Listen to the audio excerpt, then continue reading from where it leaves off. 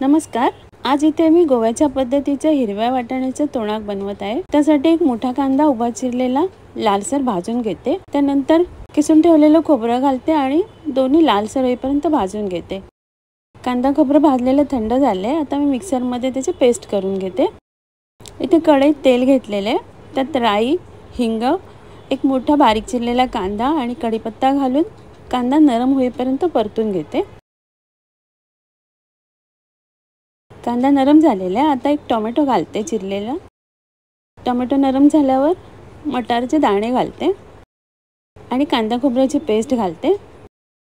काश्मीरी लाल मिरची पावडर, गरम मसाला आणि हळद घालून सगळं एकत्र करून परतून घेते. आता थोडंसं पाणी घालून सगळे एकत्र करून चवीप्रमाणे मीठ घालते आणि छान उकळी काढून घेते. वरून कोथिंबीर घालते.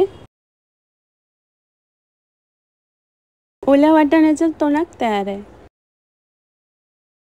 इथे मुळा घेतलेला आहे मी. त्याची पानं वेगळी काढून घेते आणि मुळा वेगळा काढून घेतलेला आहे. पानांमध्ये मी कोवळी कोवळी पानं काढून घेते बाजूला. अशा प्रकारे आणि स्वच्छ धुवून घेते. इथे मुळ्याची साल काढून घेते आणि त्याची दोन्ही टोकं कापून एक जाडसर भाग घेतलेला आहे. त्याचे मी कापं काढून घेते. अशा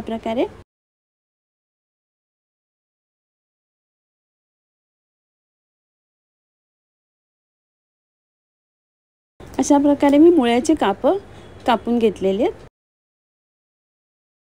आता ते मी प्लेटमध्ये घेऊन त्याला लिंबाचा रस लावते. लाल मिरची पावडर, हळद आणि चवीप्रमाणे मीठ लावून 1 तासासाठी बाजूला ठेवते.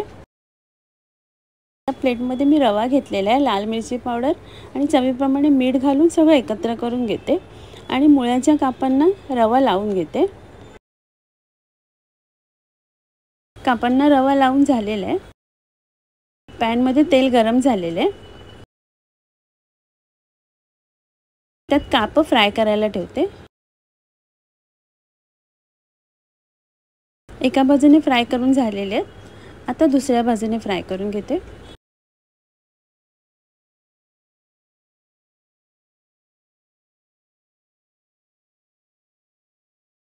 मुळ्याची कापं शिजलेली आहेत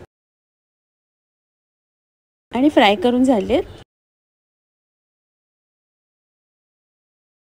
आता मी काढून घेते.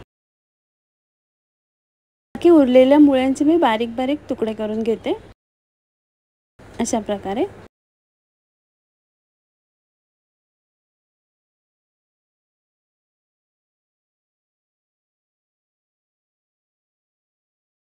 मुळा कापून झालेला आहे. काही मुळ्यांचे मी गोल गोल चकतीप्रमाणे कापून घेतलेले आहेत. मुळ्याचा पाला धुवून त्याचं पाणी निथळलेलं आहे. आता मी बारीक चिरून घेते.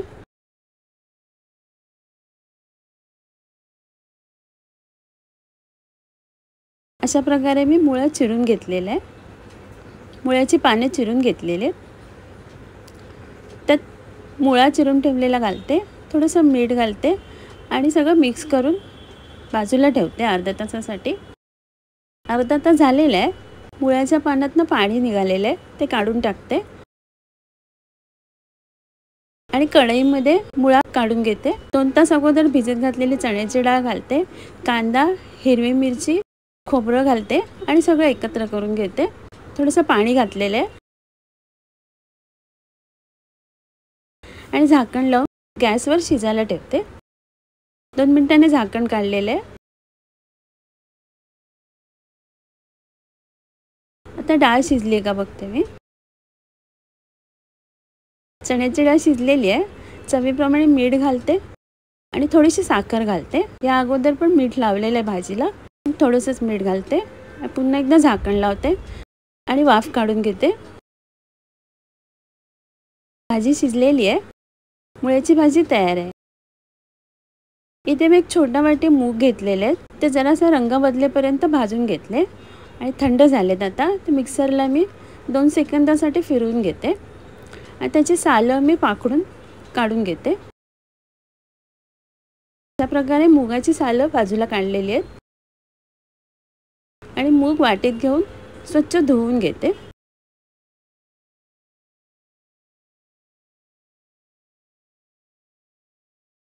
मूग धुवून झालेले आहेत. थोडंसं पाणी घालते आणि कुकरला शिजून काढते. इथे एक छोटा वाटी खोबरं घेतलेलं आहे. ते मिक्सरला लावून मी खोबऱ्याचं दूध काढून घेते. मुगाची डाळ शिजलेली आहे. टोपामध्ये काढून घेते. थोडंसं मीठ घालते, पाणी घालते आणि गूळ घालून उकळी काढून घेते.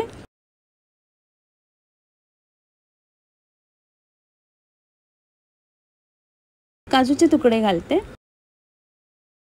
आणि खोबऱ्याचं दूध घालते. सगळं मिक्स करून घेते. जायफळ घालते मी, वेलची पावडर आणि मिक्स करून घेते आणि थोडंसं आटेपर्यंत शिजून घेते. मुगाचं कण तयार आहे. आता मी सर्व करते. आजचा व्हिडिओ पाहिल्याबद्दल खूप खूप धन्यवाद.